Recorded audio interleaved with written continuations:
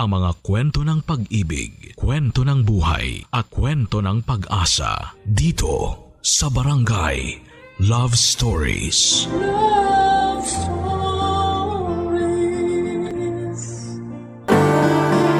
May mga landas sa buhay na kailangan nating tahaking mag-isa.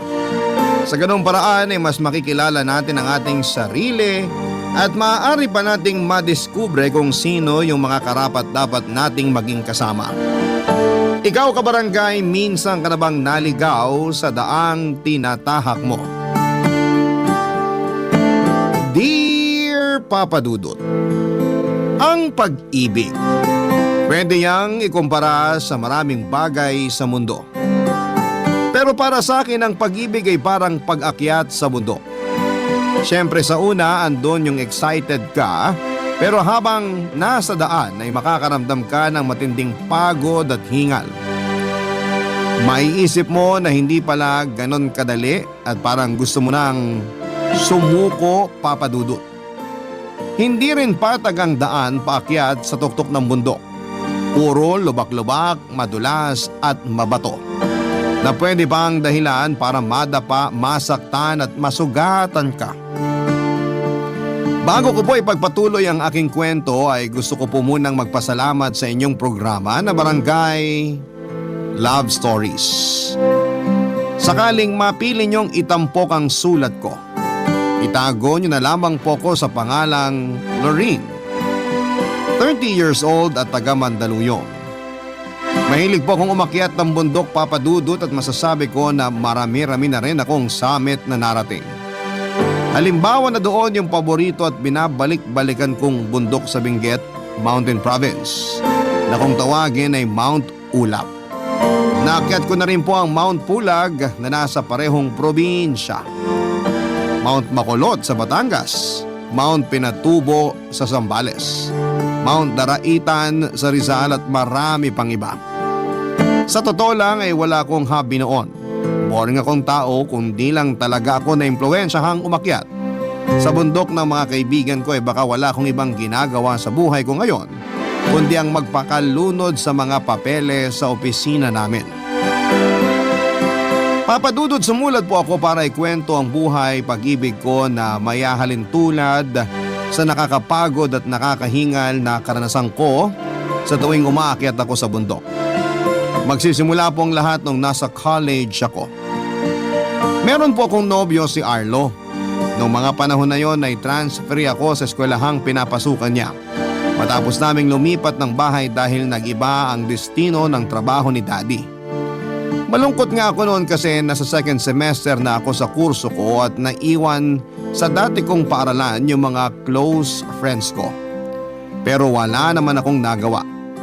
Natatandaan ko pa na noong unang araw ko sa klase namin ay tahimik lamang ako. Kasi wala pa akong kakilala at kaibigan sa mga bago kong kamag-aral. Tapos nung lunch break, mag-isa lamang akong kumakain sa kantin. Yun din po yung pagkakataon na nilapitan ako ni Arlo para makiupo sa tabi ko at makisalo sa mesang kinakainan ko. Simula noon ay naging magkaibigan na kami, Papa Dudut. Gwapo po si Arlo. Artistahin, tisoy, may dimple sa magkabilang pisngi at merong magagandang pares ng mga mata. Crush na crush nga siya ng karamihan sa mga babae at binabae sa school namin at kabilang na ako doon. Pero alam ko na malabong magustuhan niya rin ako at maging special someone niya kasi napakasimple ko lamang talaga. Tamang pulbos lang at suklay.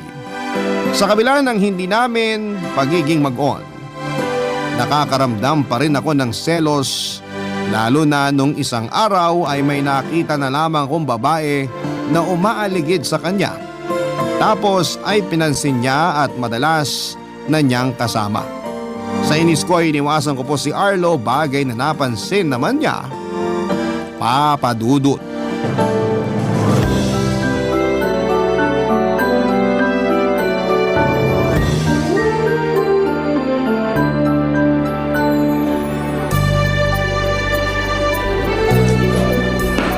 Lorene! Sandali! Lakad lang, Lorene. Lorene, Huwag mong teka lang. lilingunin ng lalaking yun. Uy, Lorene! Buti na abutan kita. Ang bilis mo maglakad eh. Ano ba yan, Arlo? Ano ba yun, Arlo? Tama ba yung ginagawa mo, ha? Alin ba? Yung pag-iwas mo sa akin. Akala mo di ko napapansin na ilang araw mo na ako iniiwasan, ha? Baka nag-i-imagine ka lang. Hindi kita iniiwasan, no? Pinagsasabi mo. Eh anong tawag mo dun? Nung isang araw, imbis na dumaan ka sa tapat ng room namin para sana sabay tayong pumunta sa kantin, umiwas ka. Dumaan ka dun sa likod. Mas napalayo ka pa tuloy. At least nakapag-exercise ako. Medyo kailangan ko na rin kasi magpapawis. Lauren, may problema ba tayo? Siyempre, wala. Bakit naman tayo magkakaproblema? Hindi ko alam, kaya nga ako nagtatanong eh. Kasi kung meron man, sabihin mo sa akin para mapag-usapan natin. At kung may nagawa man akong mali, itatama ako para di ka na magalit sa akin. Una, hindi ako galit. Ikalawa, wala tayong dapat pag-usapan, Arlo. Kung gusto mo, dun ka na lang sa babae mo makipagkwentuhan. Kasi 'di ba? Mas mukha siya masarap kasama kaysa sa akin. Ha? Sinong babae ba yun? Yung lagi mo ngang kasama. Yung kasabay mo pumasok tapos umuwi nung nakaraang araw. Ah, si Mirasol. Kahit ano pang pangalan niya, dun ka na. Lauren naman. Huwag mo ko maganyan-ganyan ah. At huwag mo na rin subukang itanggi kasi nakikita ko kayong lagi magkasama. Kulang na lang buntutan ka niya hanggang sa klase mo. Ganun na ba kayo ka-close? Tapos kumakatawa ka pa sa mga kwento niya, kita ko pang ngala-ngala mo. Ha! Diyan ka na. Uy, teka, huwag kang umalis. At bakit? May klase pa ako. Pag ako na-late sa klase ko, isusumbong kita sa prof ko. 5 minuto. Ano? 5 minuto ka ako. Bigyan mo lang ako ng 5 minuto para makapagpaliwanag. Bakit ko naman gagawin yon? Gusto ko lang linisin pangalan ko sa'yo. Kasi baka kung ano-ano na yung tumatakbo dyan sa isip mo tungkol sa amin ni Ate Mirasol eh. Ate? Kita mo na? Gulat ka no? Nauubos yung 5 minuto mo. Pinsan ko si Ate Mirasol. Pinsan? Oo, close kong pinsan yun. Kahit nung mga bata pa, malapit na talaga kami. Kaso nilipat siya ng school nung nag-high school siya, kaya nagkahiwalay kami. Pero ngayon, nag-transfer si Ate Mirasol sa university natin para ipagpatuloy yung pag-aaral niya. Yun nga lang, nauna na ako sa kanya ng 1 taon kasi first year college pa lang siya. Kaya ba kayo lagi magkasama kasi ginagala mo siya sa eskwelahan natin? Oo, hindi niya pa kasi kabisado eh. Hindi pala dapat engineering kurso mo? Dapat tourism? Hindi pa rin ba tayo bati? Ano tayo mga bata? Tanong ko sagutin mo. Okay na ba tayo? Okay naman tayo. Hindi ka na nagsiselos? Ha? Hindi ah. Bakit naman ako magsaselos? Feeling ko lang kasi nga iniiwasan mo ako. Akala mo siguro type ko si Ate Mirasol no? Nun yon, bago ko pa malaman magpinsan kayo. Aray naman. Inisip mo talaga na magkakagusto ako sa kanya kung hindi ko siya pinsan? Oo, kasi babaero ka. Tsaka dami kaya nagkakandara pa sa iyong mga babae at binabae. Hindi mo ba napapansin? Kulang na lang humaba mga leeg nila kakasunod saan ka man pumunta. Ay, kaloka. Minsan nakakainis. Kasi pag magkasama tayo, pakiramdam ko, maraming mata yung nagbabantay sa mga kilos ko. Wala tayong magagawa. Gwapings tong kaibigan mo eh. Wala naman akong planong gawin. Tsaka hangin mo rin talaga, no? Sige ka, pakatamaan ka ng kidlat. Grabe ka naman. Aalis na ako. Tapos na ang 5 minuto mo. Sandali. May sasabihin pa ako. Ano ba kasi yun? Dalian mo, malilate na ako. Gusto kita, Lauren. Huwag mo nga akong pinaglololo ko. Nakakapikon ka na ah. Teka, huminahon ka muna kasi. Tsaka hindi kita niloloko. Mukha lang ako maloko pero seryoso ako sa nararamdaman ko sa'yo. Gusto ko itang ligawan, Lauren. Hindi papayag si Daddy. Kakausapin ko daddy mo. Pupunta ako sa bahay niyo para formal na ipagpaalam sa mga magulang mo na gusto ko itang ligawan. Please, Lauren. Pumayag ka na. Seryoso ako. Gustong gusto talaga kita.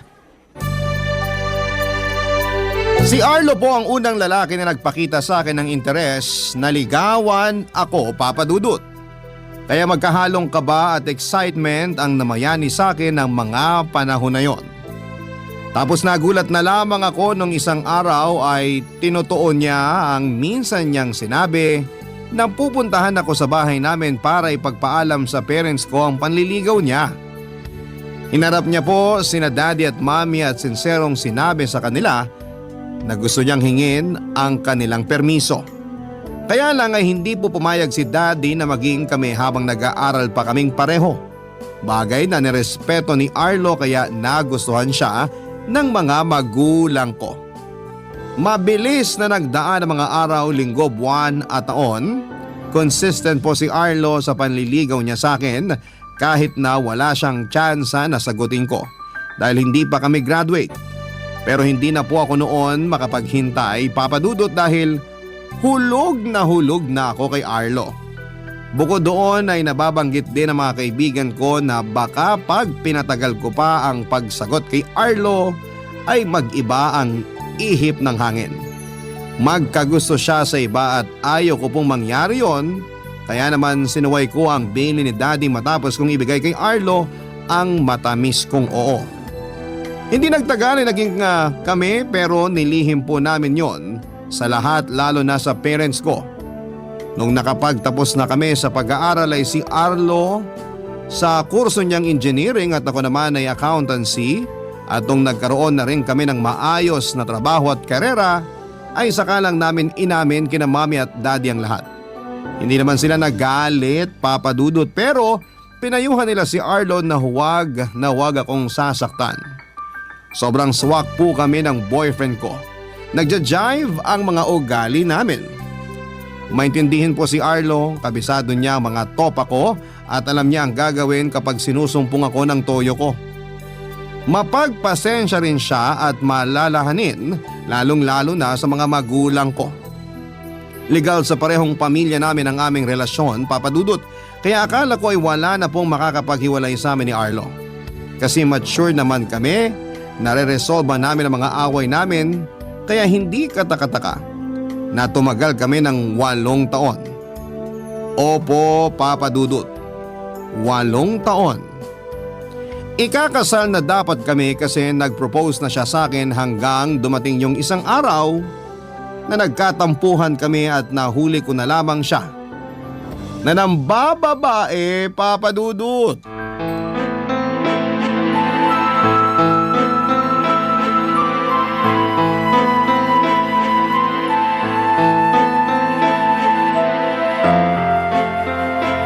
Kaya naman pala hindi mo sinasagot cellphone mo. May iba ka palang pinagkakaabalahan. Lorin, pwede ba? Huminahon ka lang. Mamaya may magreklamong unit dahil sa ingay mo eh. Wala akong pakialam. Magagalit ako hanggat gusto ko kasi may karapatan ako. Demonyo ka, Arlo! Pinagkatiwalaan kita pero sino yung babaeng nahuli ko na kinakama mo? Wala lang kasi… Parang tanga naman, Lorin, oh. Bakit mo ako sinampal? Tinatanong mo pa talaga, ha? Kung tutuusin, kulang pa yan dahil gigil na gigil ako sa'yo. Kung hindi mo lang pinaalis yung malanding babaeng kasama mo kanina, baka sabay ko na kayong binalata ng buhay. Yan! Yang ganyang ugali mo talaga yung ayaw ko. Pinalaki ka bang ganyan ng mami mo? Hindi naman, di ba? Saan mo ba nakuha yung ugaling kanal mo? Huwag mo kong baliktarin dito. Dahil hindi ako magkakaganito kung hindi ka nagloko. Wala lang pala yung babaeng yun, ha? Pero kinama mo na siya. Diyan pa sa kama kung saan may nangyayari sa ating damuho ka. Ay, sorry na, okay? Natukso lang ako. Anong klaseng katwiran yan? Alam ko na mali, pero natukso ako eh. Hindi ko napigilan yung init ng katawan ko. Pero maniwala ka, wala lang yung babaeng yun. Nakilala ko lang siya sa bar, tapos… Hindi ka ba titigil sa kakasampal sa akin, Loren? Nakakarami ka na ha? Kapal ng mukha mong ulupong ka. Tumigil ka na ha? Hindi ka na nakakatuwa. Sa palagi mo bakit ko ginawa yan sa'yo? Sige, sabihin mo! Nag-sorry na nga ako, di ba? Akala mo ba malilinis ng sorry mo yung kababuyan mo na nakita ko pa talaga, Arlo? Sige, sagutin mo! Hindi, pero… Talagang hindi na. Kasi paano pa ako makikisama sa katulad mong taksil? Paano pa ako tatabi sa'yo sa kama? Alam ko meron kang ibang babae na ginagalaw. Kakadiri ka! Sigurado ako na hindi lang to yung unang beses na may nangyari sa inyong dalawa. Kita mo na! Tama akong lintik ka! Ang kapal ang mukha mo! Aray! Baboy Tama ka! na, Lorin! Ano ba? Nasasaktan na ako! Pag di ako nakapagbigil sa'yo, baka… Sasaktan mo ko? Subukan mo lang, ipapapulis kita! Buisit, para kang bata. Pwede ba pag-usapan natin to ng maayos? Hindi mo kailangan magalit ng ganyan. Bakit? Sino bang hindi nagkakamali? May tao bang perpekto? Wala, pero hindi lahat ng tao taksil at baboy na katulad mo. Lori naman, ikakasal na tayo. Ayusin natin to. Baliw ka na kung iniisip mo magpapakasal ako sa'yo. Please, Loren, wag mo naman gawin to. May simbahan na, may reception na. Nakapagpatahi na rin tayo ng pangarap mong damit pangkasal. Marami na tayong nagastos. Handa na lahat, Loren. Hindi na tayo pwedeng umatras. Handa na nga. Pero ako yung hindi na handa magpakasal sa'yo. Wala akong pakialam sa mga nagastos natin kasi pera lang yan. Kikitain ko pa yan ulit. Pero yung pumayag na lumakad sa altar at matali sa'yo, yung tawagin ko yung sarili ko na asawa mo at dalihin yung apelyido mo, yun naman yung hindi ko matatanggap, Arlo. Kung para sa'yo, mababaw lang yung dahilan kung bakit ako nagkakaganito. Pwes para sabihin ko sa'yo, mali ka. Mali ka kasi malaking kasalanan na yung ginawa mo. Hindi pa man tayo kinakasal. Kaya paano ka pa mangangako sa harap ng Diyos na magiging tapat sa pagsasama natin kung ngayon pa lang nagkasala ka na? At kahit na nagsorry ka, kahit ano pa mga dahilan mo, natukso ka o ano, naging mahina ka pa rin. Hindi mo na ako iniisip. Masyado ka marupok kaya dapat lang sa iyong hiwalayan. Bakit parang sa tono mo ako lang ang sinisisi mo? Parang ako lang ang may kasalanan dito. May kasalanan ka rin naman sa nangyari. Masyado mo kasing inatupag yung trabaho mo nitong nakaraan. Kaya akala ko wala lang ako sa'yo. Kaya umanap ka ng kalinga sa iba? Ganun ba yun? Oo, pero nagsisisi na ako. Baliw ka na. Wala nang saysay ang pagsisisi mo dahil sinira mo na kung ano yung meron tayo. Maghiwalay na tayo, Arlo. Ano? Tapusin na natin lahat kasi wala na rin patutunguhan ng pagsasama nating to. Ayoko sa lahat yung iniiputan ako sa ulo. Kung gusto mo, ituloy niyo na lang ng babae mo yung milagrong ginagawa niyo. Wala na akong pakialam. Masunog sana kayo sa impyerno. Hiwalay na tayo! Ang sakit-sakit, Papa Dudut. Para akong mamamatay ng araw na yon. Sinong hindi magdaramdam ng husto kung yung lalaking mapapangasawa mo na sana ay aagawin sa iyo ng iba? Pero bukod sa matinding panghihinayang ko sa relasyon namin ni Arlo ay yung hustong galit at pagkamuhi ko sa kanya. Kaya pala pakiramdam ko ay nagbago, yun pala ay meron na siyang ibang pinagkakaabalahan. At ang kapal na mukha niyang ipangalandakan na nagkukulang ako sa kanya kaya humanap siya ng magpupuno noon sa katauhan ng ibang babae. Papadudot na karating po sa kalaman ng parents ko ang nangyari kaya naman maging sila ay labis na nagalit kay Arlo. Kulang na lamang ay sagurin siya ni Daddy dahil hindi raw tinupad ni Arlo ang usapan nila noon na huwag akong sasaktan. Alam kong nag-aalala lamang siya bilang tatay pero nakiusap po ako na sa amin na lamang yung rason ng paghihiwalay namin ni Arlo dahil ayoko magmukhang kaawa-awa sa mata ng iba naming kamag-anak. Yun bang meron akong kakulangan at diferensya kaya iniwan at pinagpalit ako sa iba ng boyfriend ko. Bukod doon ay ayoko rin na magalit sila ng gusto kay Arlo kasi naging mabait naman sa kanila yung ex-boyfriend ko. Lalo na nung minsan siyang nag-donate ng dugo sa pinsang kong na dengue. Resulta marami po sa kanilang nangihinayang sa relasyon namin ni Arlo noong nalaman nga nilang hiwalay na kami. Nandyan yung mga pinsan ko at kaibigan na panay payo sa akin na patawarin ko si Arlo ano man daw ang kasalanang nagawa niya sa akin. Sa halip ay pag-usapan po namin ang hindi namin pagkakasunduan. Pero buo na po ang desisyon ko ng panahon na yon. Gustuhin ko mang patawarin si Arlo at kalimutan ang lahat ng mga nangyari pero gabi-gabi naman akong binabangungot ng pagtataksil niya sa akin, Papa Dudut. Ayokong habang buhay na pagsisihang nakisama ako sa kanya sa isang bubong kung pumayag po akong matuloy ang aming kasal. Barangay Love Stories. Barangay Love Stories. Kahit na abala ako sa trabaho, kahit na lunuring ko ang sarili ko sa pagpapaka-busy, ay meron at meron pa rin po talagang pagkakataon na dinadalaw ako ng matinding lungkot Dahilan para mapahinto ako sa anumang ginagawa ko. Matutulala at maiiyak na lamang ako, Papa Dudut. Ganon naman talaga ang pinagdadaanan ng mga taong dumaranas ng heartbreak, hindi ba? Sino ba naman ang makaka-move on agad-agad sa 8 years? Tapos ikakasal na kayo in few months. Saka pa nagloko ang fiancé mo. Sa kabila ng lahat ay tinuring ko po na blessing in disguise ang bagay na yon dahil wala na akong kawala kay Arlo sakaling noon lang siya ng babae kung kailan nakatali na ako sa kanya. Kaya nga para mas malibang-libang ako ay pumayag akong sumama sa mga kaibigan ko nung minsang niyaya nila akong umakyat sa bundok. Masasabi kong masaya ang experience kong yon lalo na nang makarating kami sa summit, Papa Dudut. Hindi po madaling umakyat sa bundok lalo na sa first timer na katulad ko. Pero iba ang pakiramdam kapag nakarating ka na sa summit. Sa katunayan ay hindi na maalis ang ngiti ko sa labi hanggang makababa kami at makauwi. Simula noon ay lagi na akong sumasama sa pag-akyat ng bundok ng mga kaibigan ko. Minsan kapag busy sila ay nagsosolo po ako. Bale nakikisama po ako sa mga grupo ng ibang tao na umaakyat sa bundok. Sa ganong gawain ay mas nakilala ko po ang sarili ko, Papa Dudut.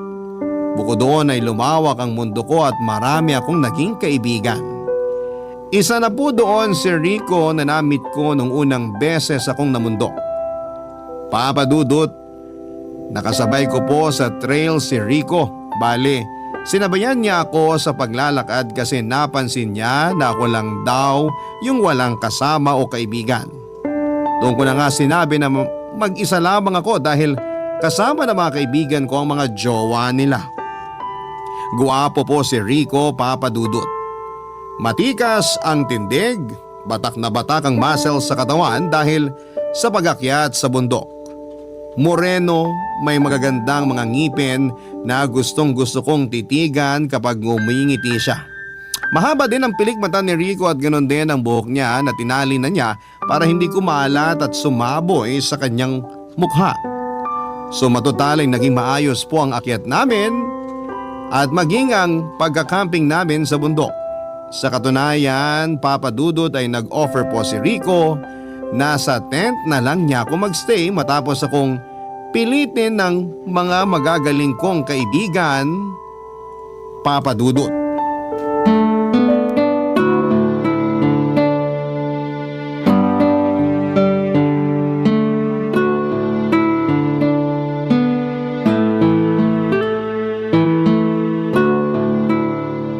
Sana hindi umulan para hindi dumoble yung lamig. Parang hindi naman. Tirik na tirik yung araw kanina. Hindi mo kabisado panahon sa bundok, pabago-bago. Ganun ba? Paano yan pag umulan? Hindi ba kaya nitong tent mo? Kaya naman, basta wag lang humangin ng malakas.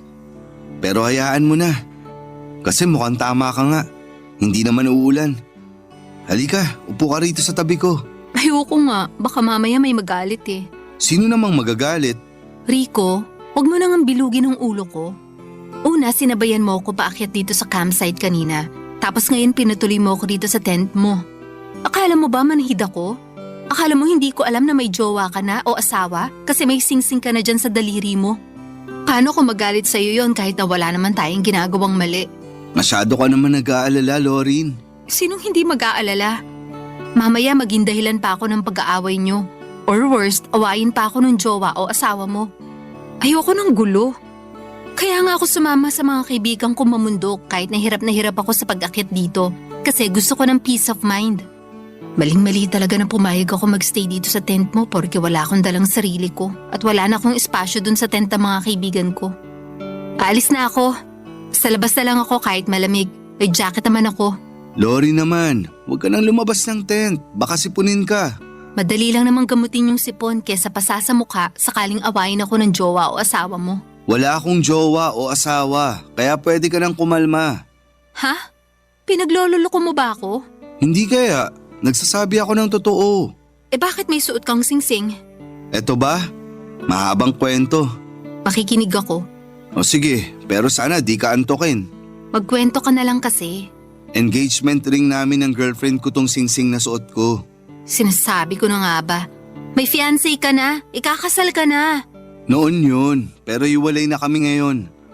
Sinusuot ko lang tong singsing kasi nangihinayang ako sa sanay masayang kasal namin. Hindi ba mas masakit? Kasi may alaala ka pa rin ng nabigong pag-ibig nyo? Masakit, oo. Pero hinahayaan ko na lang sarili ko na maramdaman yung sakit na yun. Hanggang matanggap ko na hindi na talaga matutuloy yung kasal namin.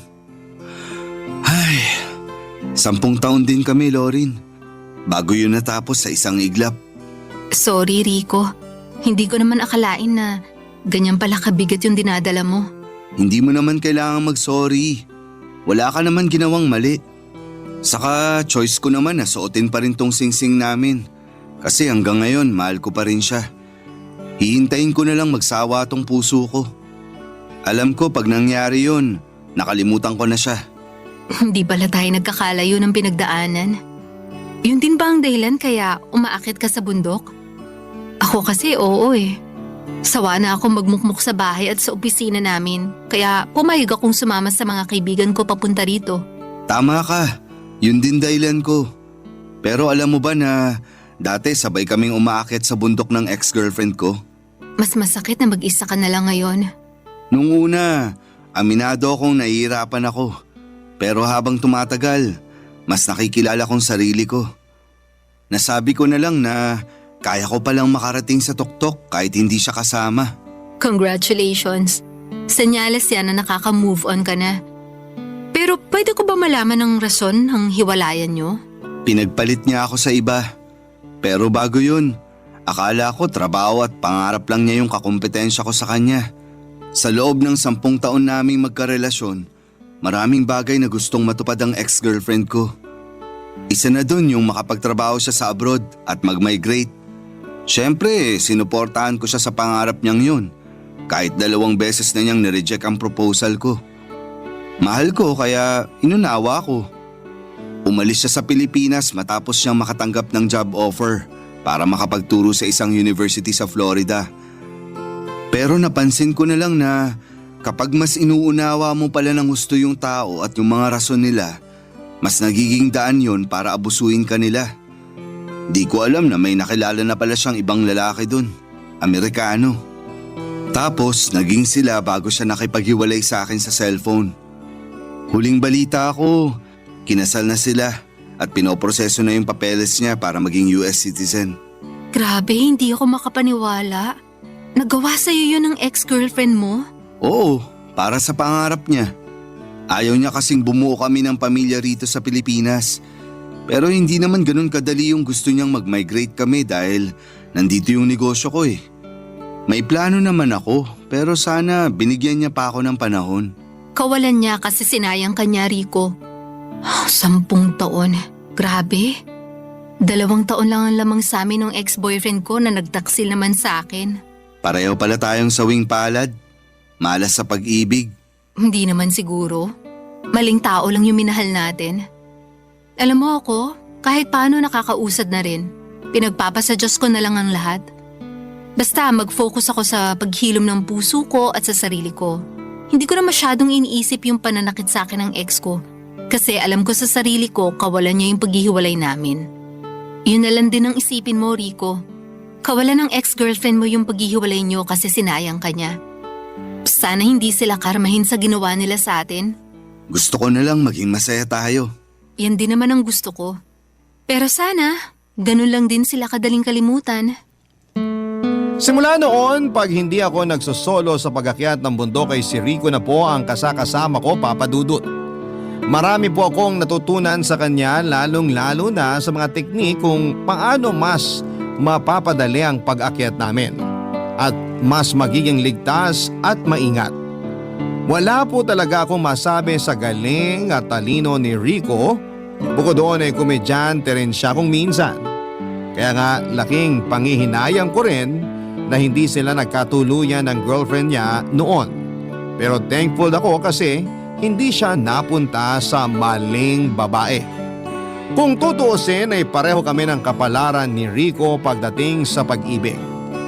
Sawing palad kumbaga. Kaya siguro kami pinagtagpo ng tadhana para meron kaming isa't isa na mapaglalabasan ng sama ng loob at hinanakit sa mundo. Hindi nagtagal ay umamin po si Rico na nagugustuhan na niya ako. Tapos nagpaalam siya sa akin na kung pwede raw bang manligaw siya. Bagay na hindi ko na tinanggihan pa. Sa totoo lang, hindi mahirap mahalin ang katulad ni Rico at mahigit 1 taon na rin naman simula nang maghiwalay kami ni Arlo. Kaya ang sabi ko sa sarili ko ay baka panahon na para bigyan ko ng tsansa yung puso ko na magmahal ulit. At yun nga ay sa katauhan ni Rico Papadudut. Businessman po siya at kapag hindi kami umakyat sa bundok ay madalas naman kaming nagde-date. Kay Rico ko po nahanap yung lalaki na palagi nandyan sa tabi ko sa isang tawag ko lamang. Kaya nga sa pagkaraan ng 2 buwang panliligaw niya sa akin ay sinagot ko na si Rico at naging boyfriend ko na siya, Papadudut. Tumagal po ng 5 buwan ng relasyon namin hanggang isang araw. Meron pong bagay na ginawa si Rico na hindi ko po lubos na inaasahan.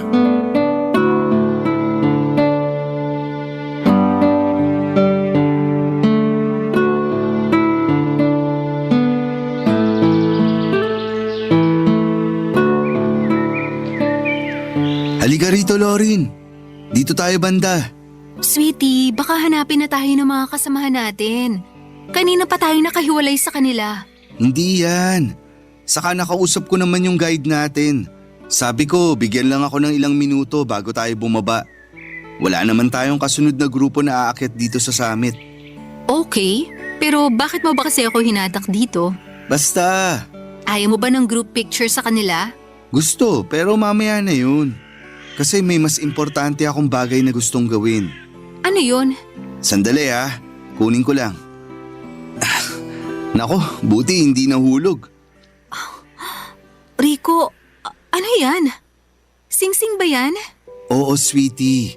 Sing-sing to na simbolo ng walang hanggang pagmamahal ko sa'yo. Teka, lulud ako. Uy, wag na. Wag na, kasi baka mapatingin pa sila rito. Hayaan mo sila.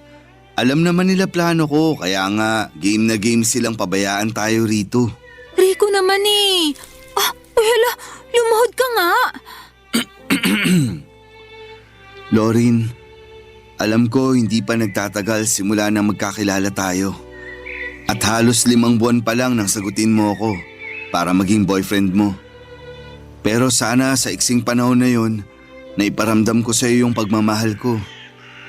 Alam mo naman na wala akong ibang gusto kundi yung makasal sa'yo. Bumuo ng sarili nating pamilya at makasama ka hanggang pagtanda natin, di ba? Oo, alam ko yun. Lagi-lagi mo ba namang sinasabi? Malamang hindi ko yun makakalimutan. At hindi na ako makapaghintay na tuparin yun. Kaya nga lumulud ako ngayon sa harap mo para hingin yung kamay mo at pumayag kang makasal sa akin. Will you marry me, Lorin? Yes, Rico, I will marry you. Pumapayag ako makasal sa'yo. Talaga? Yes!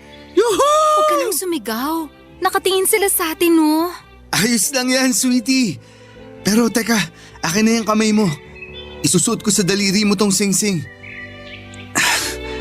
Ayan, bagay na bagay sa'yo. Tumayo ka na nga muna dyan. Oo. Nagustuhan mo ba yung sing-sing? Oo naman. Napakaganda naman ang sing-sing na to. Thank you, Rico. Thank you saan? Kasi dumating ka sa buhay ko. Kasi minahal mo ko at naging boyfriend kita. Walang kaso kahit hindi pa nagtatagal simula na magkakilala tayo at naging mag-on. Kasi sa puso ko, siguradong sigurado na ako na ikaw yung gusto kong pakasalan para makasama habang buhay. Thank you sa lahat-lahat. Ako yung dapat mag-thank you sa'yo. Kasi tinuruan mo ako paano magmahal ulit. Akala ko nun, hindi ko na kaya kasi nga nakatali pa rin ako sa anino ng ex-girlfriend ko. Pero tinulungan mo ako makawala sa pagkakatali kong yun sa kanya. Hindi lang ikaw yung thankful kasi nagkakilala tayo. Siguro nga, tinadhana na magtagpo tayo kasi pareho tayong iniwan ng mga mahal natin. Pero hindi ibig sabihin mananatili na tayong nakalugmok sa lugar kung saan nila tayo iniwan. Ngayon, masaya tayong aalis at uusad ng magkahawak kamay. Alam ko na masasaya ako sa'yo. Kasi ikaw yung nagparamdam sa akin na kamahal-mahal ako. Kahit na sa mga panahong pakiramdam ko, hindi. Sinong may sabi sa'yong hindi? Kamahal-mahal ka, Lorin. At mahal na mahal kita. Mahal na mahal din kita. Hindi na ako makapaghintay na makasal sa'yo. Salamat kasi ginawa mo akong pinakamasayang lalaki sa buong mundo. Walang anuman. Deserve mo naman kasi maging masaya. Pagkatapos ng sakit at lungkot na pinagdaanan mo. At happy ako. Kasi ako yung rason bakit ka nakangiti ngayon. Ikaw din naman, nasaktan at nalungkot. Kaya deserve mo rin ang happy ending. At yun ay sa piling ko, Lorin. Pangako, hindi kita sasaktan. Araw-gabi kong ipaparamdam sa'yo kung gaano kita kamahal. Hindi man ako perpektong lalaki pero pagsisikapan ko na maging karapat-dapat sa'yo. Kahit nakasal na tayo at hanggang sa pareho na tayong uugod-ugod. Uy, sobra naman yung uugod-ugod. Huwag muna kasi marami pa tayong bundok na aakyatin na magkasama. At kahit na magkaanak tayo, pag lumaki na sila, isasama rin natin sila sa pamumundok. Siyempre naman. At habang daan, paulit-ulit kong ikikwento sa kanila kung paano ko nakilala yung mama nila. Ngayon pa lang, nakikinit ako ng mga reaksyon ng mukha nila. Kinikilig ba sila o nauumay? Pareho. Grabe. I love you, Lorin. At saksi yung bundok na to sa walang hanggan kong pagmamahal sa'yo. I love you too, Rico. O paano? Tawag na tayo ng mga kasamahan natin. Tara, papapicture pa ako sa kanila. Akin ang kamay mo, sweetie. Alalayan na kita.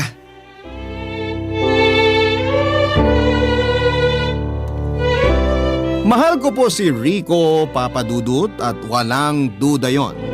Kaya nga kahit na hindi ko po inaasahan ang pagpopropose niya ay nag-yes po ako at pumayag na makasal sa kanya, Papa Dudut. Laging sinasabi sa akin ni Rico na mahal niya ako, na gusto na niya akong maging asawa. Sa totoo lang ay wala naman po yung kaso. Dahil alam ko na pareho na kaming handa na bumuo ng sarili naming pamilya. Kaya nga muli ay nakaramdam ako ng pananabik na sa wakas ay matutuloy na ang kasal na matagal ko nang inaasam noon kay Arlo. Kaya lang kung kailan naman maayos na ang lahat sa amin ni Rico ay saka po biglang naglaro ang kapalaran, Papa Dudut. Yon ay matapos bumalik ni Arlo sa buhay ko. Isang gabi ay nagpakita na lamang siya sa condo unit ko at nagmamakaawa na balikan ko, Papa Dudut. Siyempre hindi ako pumayag at sinumbat ko sa kanyang lahat-lahat ng masasakit at masasama niyang ginawa sa akin noon. Naminahal ko siya tapos ay pinagpalit lamang niya ako sa taong walang kwenta. Sising-sisi rin po si Arlo ng panahon na yon na kumuha ng lakas ng loob sa alak para makipagkita sa akin. Opo, Papa Dudut. Bahagya siyang nakainom kaya hindi na niya napigilan ang tinding emosyon na nararamdaman niya. Nagmanikluhod siya sa harapan ko, ang ex-boyfriend ko, at nagsumamo na patawarin ko siya. Tatawag na sana ako noon ng guard kaso bigla po niya akong hinalikan sa labi ko dahilan para manumbalik sa akin ang lahat-lahat ng matatamis naming pinagsamahan. Tapos aaminin ko po sa inyo na naging mahina ako dahil nagustuhan ko ang halik niya. At pumayag akong may mangyari sa amin ng gabing yon.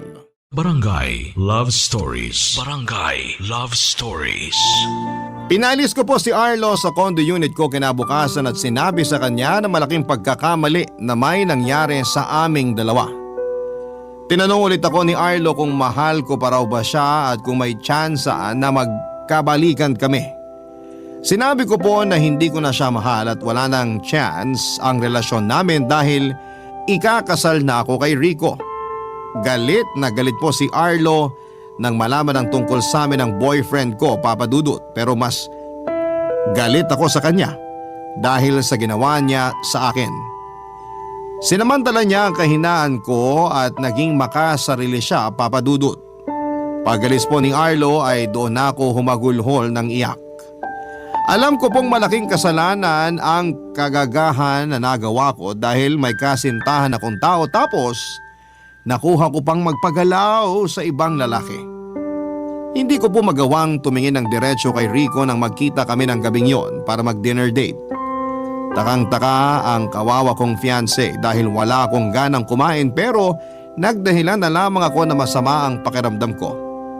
Hindi tuloy namin nasulit yung gabi kasi maaga niya akong hinatid sa condo unit ko, Papa Dudut. Hindi ko po alam ang gagawin ko at kinakain na po ako ng matinding konsensya. Ang bait-bait sa akin ni Rico tapos tinarantado ko po siya. Kung sa akin niya gagawin yon ay siguradong hindi ko siya mapapatawad. At mas nadagdagan pa po ang takot sa dibdib ko nang mag-positive po ang pregnancy test kit matapos kong makaramdam ng senyales ng pagbubuntis, Papa Dudut. Alam kong si Arlo ang tatay ng baby ko dahil sakto yon sa bilang ng gabi na may nangyari sa amin. Bukod doon, ay 1 buwan na rin kami noong hindi nagkikita ni Rico matapos niyang magkaroon ng business trip. At yung dinner date na yon, sana ang una naming pagkikita after a month. Papa Dudut, alam kong hindi ko maililihim habang buhay ang baby sa sinapupunan ko. Ayoko namang gumawa ng isa pang kasalanan kung ipapalaglag ko ang bata. Anak ko pa rin siya. Nananalaytay pa rin sa kanya ang dugot laman ko. Kaya ginawa ko po ang isang bagay na alam kong makakabuti sa amin ang anak ko. Umasa na lamang po ako na papanigan kami ng kapalaran at sa huli magiging maayos pa rin ang lahat, Papa Dudut.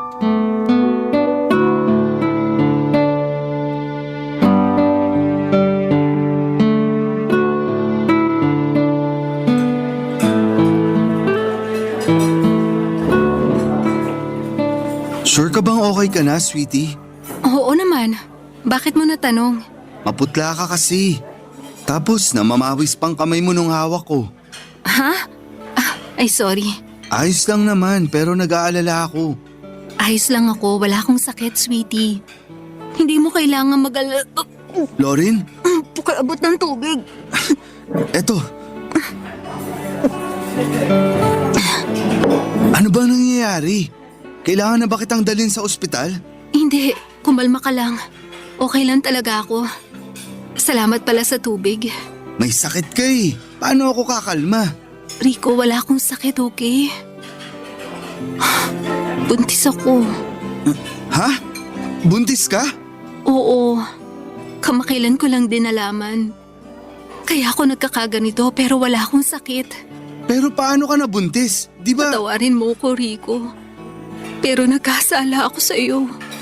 Hindi kita maintindihan. Nung wala ka, nung nasa business trip ka, nagpakita ulit sa akin si Arlo. Pumunta siya sa condo unit ko para magmakaawa na makipagbalikan sa akin. Siyempre hindi ako pumayag pero... Pero ano? Hindi ka pumayag pero nabuntis ka niya? Paano nangyari yun? Sige nga! Pwede bang kumalma ka lang? Pinagtitinginan tayo ng mga tao. Ano ngayon kung makayusoso sila?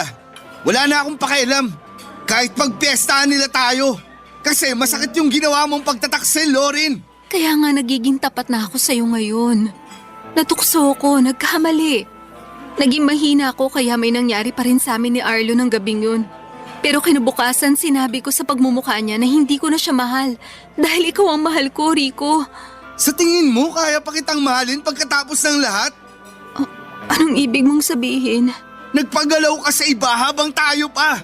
Tapos ngayon dinadala mo dyan sa tiyan mo yung batang hindi ko naman dugot laman. Kaya paano pa ako makikisama sa'yo? Sige nga. Hindi ka na nakikinig. Ikaw nga yung mahal ko. Ikaw yung pinili ko. Hindi na matatakpan ng pagmamahal mo sa akin yung kasalanan na nagawa mo, Lauren. Hindi mo na ba ako mapapatawad? Hindi kita kayang patawarin. Baka pag nagtagal. Baka pag nabagok ulo ko tapos makalimutan kita. Pero hindi ngayon. Alam ko naman na nagkamali ako kaya sising-sisi na ako. Ayoko lang na gumawa pa ng isang pagkakamali. Kaya kahit mahirap, sinabi ko sa iyo yung totoo. Bakit parang lumalabas na utang na loob ko pa sa'yo yung pagsasabi mo ng totoo? Hindi mo habang buhay may tatago yung pagbubuntis mo, Lorin.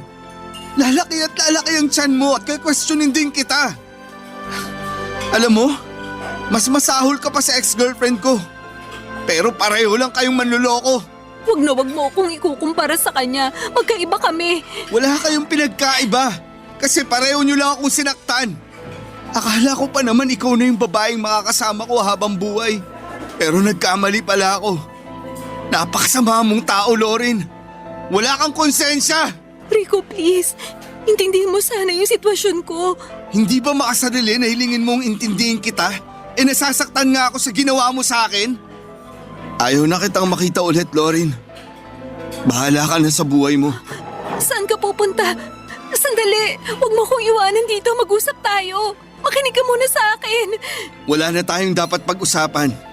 Kasi narinig ko ng mga dapat kong marinig. Mahal kita. Pero hindi sapat yon para gustuin pa kitang makasama bilang asawa ko. Kaya pasensyahan na lang tayo. Maghiwalay na tayo. Wag na wag kang magpapakita sa akin. Kasi sukang-suka ako sa pagmumukha mo. Rico, sandali. Huwag mo kong iwan, Rico. Hindi ko kaya pag nawala ka sa akin.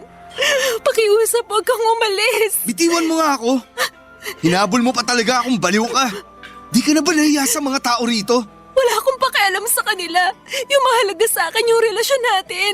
Pinagsasasabi mong mahalaga sa'yo relasyon natin. Nung nakipaglampungan ka sa ex-boyfriend mo, naisip mo ba yung pesteng relasyon natin? Sarili mo lang inisip mo, Lorin. Tapos ngayon, gusto mong akuin ko pagpapalaki sa batang hindi naman galing sa akin? Huwag ka nga. Palagay ko mas karapat dapat na si Arlo yung niluluran mo at sinasabi ang panagutan niyang sanggol na nasa tiyan mo. Kasi siya naman yung tatay. Aalis na ako. Huwag mo na akong susundan. Arlo, sandali. Arlo, huwag mo akong iwanan dito. Sa ikalawang pagkakataon ay nadurog po ako, Papa Dudut.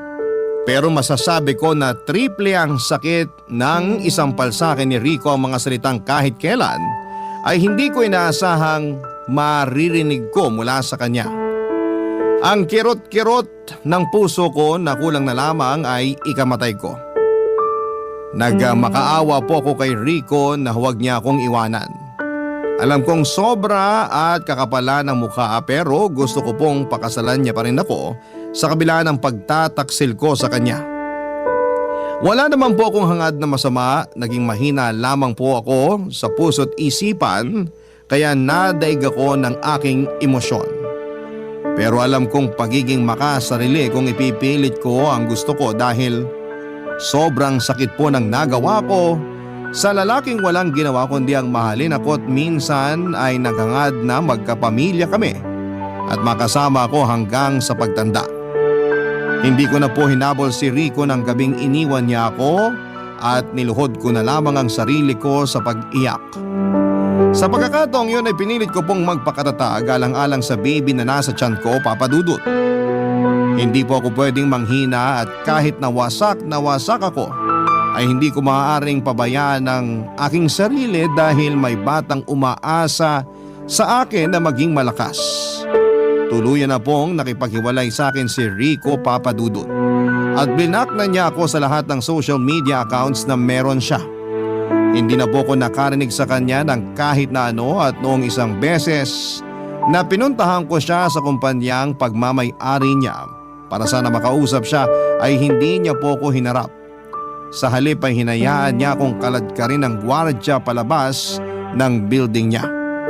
Awang-awa po ako sa sarili ko pero kasalanan ko naman po dahil natukso ako. Doon ko na po naisip kontakin si Arlo para makipagkita sa kanya at sabihin ang tungkol sa ipinagbubuntis ko, Papa Dudut.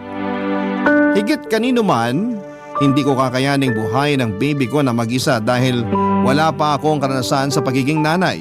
Kaya naman kahit na pinutol ko na ang lahat ng komunikasyon kay Arlo ay kinapalang ko na lamang ang mukha ko matapos kong makipag-ugnayan muli sa kanya.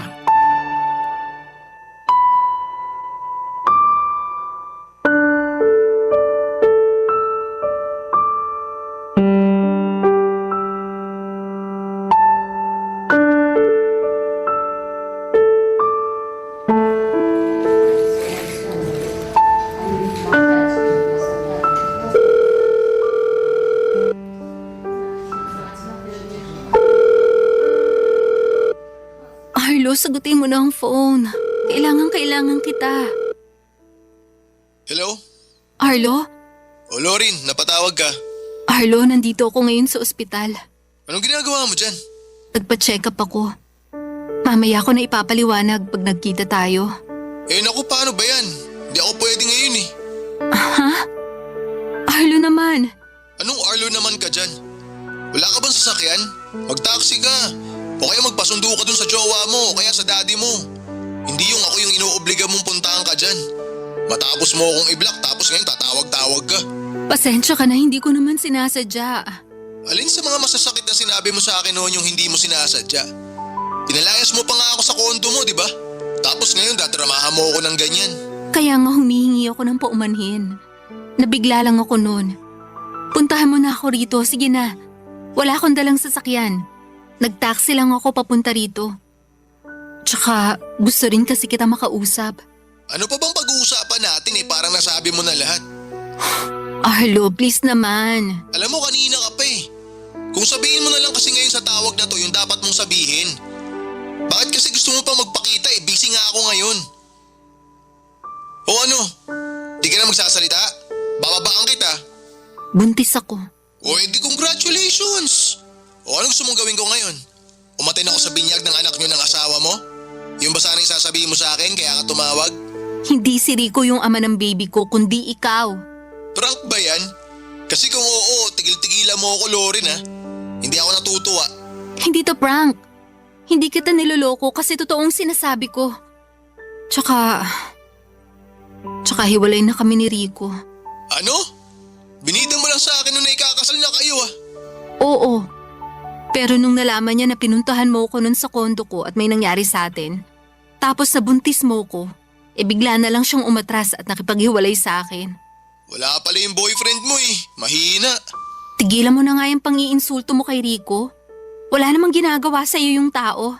Asar lang ako sa kolokoy na yon. Kasi kung ibida mo sa pagmumukha ko, parang akala mo sinong perpekto eh. O tapos ano, iniwan ka rin pala ngayon. Kaya nga kailangan kita. Kailangan ka ng anak natin. Palagay mo maniniwala ako na anak ko nga yung nasa tiyan mo? Ano bang pinagsasasabi mo? Baka mamaya hindi sa akin yan eh. Baka dun yan sa Rico na yun. Tapos gawa-gawa mo lang na iniwan ka niya ng dahil sa akin kaya kayo naghiwalay. Baka gusto mo lang na ipaako sa akin yung pagiging tatay dyan sa batang yan na hindi naman ako sigurado kung akin nga talaga. Naririnig mo bang sinasabi mo? Oo, naririnig ko. Palagay mo sa akin, bingi. Kung ganun hindi ka ba kinikilabutan? Anak mo yung baby na nasa tiyan ko, ikaw yung tatay. Sigurado ako doon kaya bakit ganyan ka magsalita? Anak ko man o hindi, wala na akong pakialam sa inyo ng batang yan. Simula nung ipamukha mo sa akin na hindi mo na ako magagawang bigyan ng pagkakataon kahit na sinabi ko naman sa'yo na nagbagong buhay na ako, natauhan na ako noon, Lorin. Napagtanto ko rin na hindi naman pala kita ganun kamahal. Takot lang akong tumanda mag-isa kaya kita binabalikan. Pero ngayon mas masaya na ako sa buhay ko. Yun bang wala akong ibang iniisip na kung ano at kung sino? Napakasama mong tao. Paano mo nasasabi lahat ng yan? Kahit wag na ako, kahit yung anak mo na lang panagutan mo. Hindi nga ako sigurado kung akin yan. Kung hindi yan kay Rico, baka naman sa ibang lalaki yan. Napakabastos mong hayop ka. Ni hindi mo na ako nirespeto. Bakit? Dapat ka bang irespeto?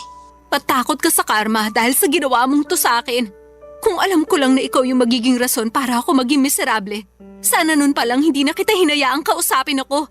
Hindi na ako pumayag na manligaw ka at hindi na kita sinagot pa. Tumigil ka na nga. Kung makapagsalita ka, akala mo hindi kita napasaya nung nakalipas na 8 taon na. Pinasaya mo nga ako, pero kapalit nun, yung mas matinding sakit na kagagawan mo. Tumigil ka na. Dahil mong drama. Hindi ko pa rin nakakauwi niyang batang nasa tiyan mo. Ayoko pa magkaanak. Kaya ikaw na lang bahala sa batang yan. Total, ikaw naman may gusto dyan. Palaki mo. Bigay mo sa mga magulang mo. Paampun mo, ipalaglag mo, wala akong pakialam. Basta wag mo na ako ulit idadamay dyan. Ayoko na magkaroon ng kahit na anong ugnayan sa'yo. Sige na, busy ako. Bababa ako na to. Arlo! Arlo, sagutin mo ang tawag ko, lintik ka!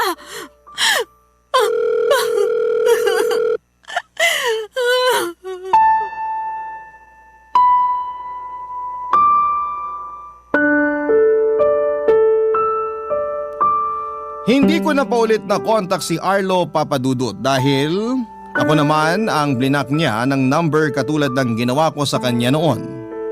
Durog na durog po ang puso ko na para bang dinidikdik ng pinong-pino at nangihina ang tuhod ko ng mga panahon na yon. Iyak ako ng iyak at sigaw ng sigaw dahil hindi ko na po alam kung ano ang gagawin ko sa baby na nasa tiyan ko. Nakatulugan ko na lamang yung paghahulhol ko sa matinding pagod, Papadudut. Kinabukasan ay tumawag po ako kina mami at daddy para papuntahin sila sa condo unit ko. Doon ko na nga po ikinuwento sa kanila ang lahat-lahat. Hindi na ako naglihim at lahat ay sinabi ko. Nandun yung nagalit sila sa akin pero mas nanaig po ang pag-aalala nila bilang magulang sa akin at sa magiging apo nila. Kaya naman ura-urada nila akong pinauwi sa bahay namin para mas maalagaan at matutukan nila ang pagbubuntis ko. Dinala ko po at iningatan sa sinapupunan ko ang baby ko at pinangako ko sa kanya na mamahalin ko siya. At hindi ako magkukulang sa kanya kahit na wala siyang kilalaning ama. Mahirap maging single parent pero wala akong hindi kayang gawin alang-alang sa anak ko, Papadudut. Hindi nga nagtagal ay pinanganak ko na nga po ng malusog ang aking baby boy. Wala na po akong balita kay Arlo kung tatanungin niyo ako, Papadudut. Wala na rin akong pakialam sa kanya at ayaw ko na rin siyang maging parte ng buhay ng anak ko matapos ang pagtataksil, Papadudut, na nangyari. Si Rico naman, ang huling balita ko ay kinasal na sa ibang babae. Masaya po ako para sa kanya dahil natupad na niya ang pangarap niyang pamilya. Pero nasasaktan po ako dahil ako sana ang babaeng napangasawa niya. Marami po akong pinagsisisihan sa buhay ko, Papadudut, at isa na doon ay yung naging mahina ako. Nagpatalo ako sa aking emosyon kaya nakagawa ako ng matinding kasalanan. Natukso ako, naging marupok kaya pinagbayaran ko ang balik karma sa mga nagawa ko. Pero ayaw ko naman pong ilugmok ang sarili ko sa nakaraan kung paulit-ulit kong babalikan yung masasakit na alaala. May anak na po ako at mas focus po ako ngayon sa baby ko. Siya po yung tama sa lahat ng mga maling nagawa ko. Siya po yung nagligtas sa akin sa masalimuot kong kinakalagyan noon. Papadudut, kaya naman po mahal na mahal ko ang anak ko. Alam ko na kahit mag-isa lamang ako sa pagtataguyod sa kanya ay buo, masaya at kontento naman ang puso ko. Maraming salamat po, Papadudut, sakaling mapili po ninyong basahin sa programa ninyong Barangay Love Stories ang buhay pag-ibig ko. God bless po and more power sa inyong istasyon. Ang inyong forever kapuso at kabarangay, Lauren. Ako, gigil na gigil talaga ako sa nangyayari sa kwento natin. O ikaw, kabarangay, kumukulo rin ba dugo mo? Pwede kang mag-iwan ng comment sa ating comment section.